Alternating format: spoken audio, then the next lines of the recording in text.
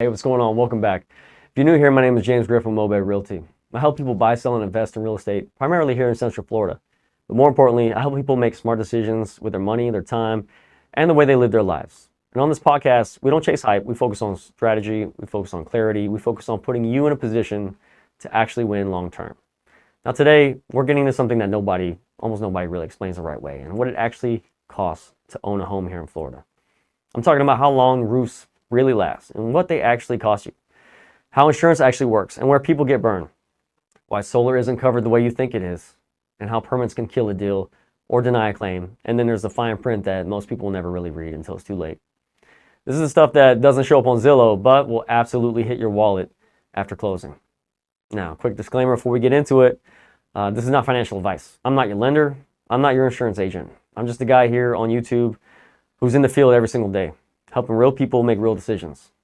And what I'm sharing with you is what I see actually happening in the market. So take this, verify it, use it, but don't blindly follow anybody, including me. So let's get into this. Your roof. Your roof here in Florida, it's not just a roof. It's your insurance approval. And most people don't know that because insurance doesn't care how, if it looks good. They care about how old it is. So let's break this down. You got a shingle roof. It's typically going to last you 15 to 20 years, and that's the cheapest up front.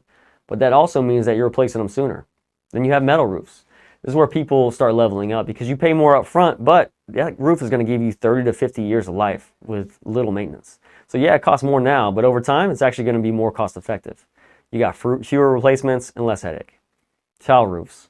The last one is going to last you 25 to 40 years, but here's what nobody tells you. It's not the tile that fails, it's the sub-roof underneath. And that's what insurance is going to be looking at. You could have a perfect tile roof and still have problems getting insured. The cost, it really comes down to the cost. The shingles are going to be your lowest entry point. Metal sits in the middle and gives you more long-term value. And then tile is usually the most expensive, and it's the most expensive to repair. So when you're choosing a roof, you're choosing how long you don't want to deal with it and how it affects your ability to even close on a house. Because no insurance, no loan. No loan equals no deal.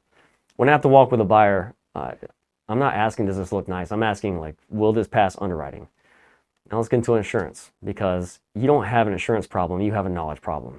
Most people don't even read their policy. So let's break it down, the two things that matter the most, ACV versus RCV.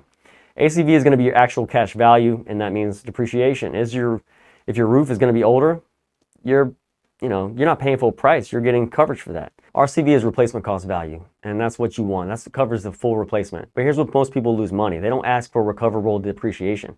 You might only get part of your money up front, but you never claim for the rest. And then hurricane deductibles.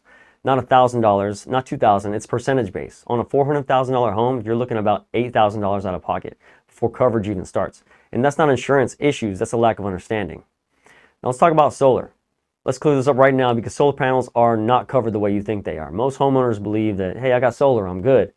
No. Most standard policies do not fully cover a solar system. They need a separate policy or endorsement. Now, I've seen this go bad. Like storm hits, the panels are damaged, and insurance says, hey, that's not on us. And now you're stuck paying for it. I'm not saying don't buy a house with solar. That's not the point. What I'm saying is you need to be educated going into it. You need to understand that exactly what your insurance covers and what it does not. More importantly, what is the solar company covering to fill that gap? A lot of solar companies will actually warranty the roof that the panels sit on, but you have to verify that. You have to read it. If you structure it the right way, solar can absolutely make sense, but if you don't, that's when it gets expensive. Now let's talk about something that can kill a deal, permits.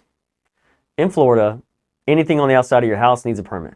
I'm talking like windows, doors, roofs, patios, additions. Why? Well, it's because we have hurricanes here. Everything has to meet wind code. If something fails later, insurance is going to ask one question. Was it permitted? If the answer is no, they can deny the claim and you're stuck paying for it.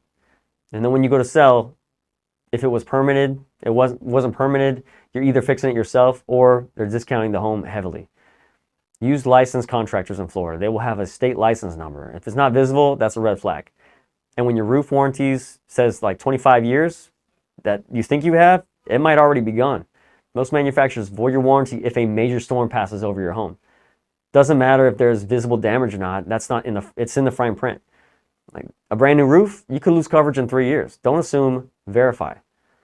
Now, if you want lower insurance in Florida, you don't start with the policy. You start with the house. Block construction, that's going to be cheaper. Newer roof, cheaper. Updated systems, we're talking cheaper. Insurance isn't just, it's just risk pricing.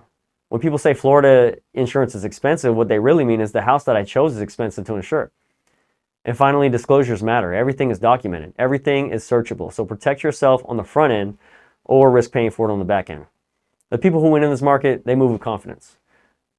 They understand the trade-offs and they don't wait for perfect. If you're thinking about moving to Florida, stop focusing on just the house. Start focusing on the systems around it. Now, if this video gave you value, like it. Subscribe to the channel. Send this to somebody moving to Florida because this is the information that saves people thousands. If you want to do this the right way, reach out to me directly. I'll walk you through it step by step. So you don't just buy a home, you make a smart decision. Thanks for joining us, and I'll see you in the next one.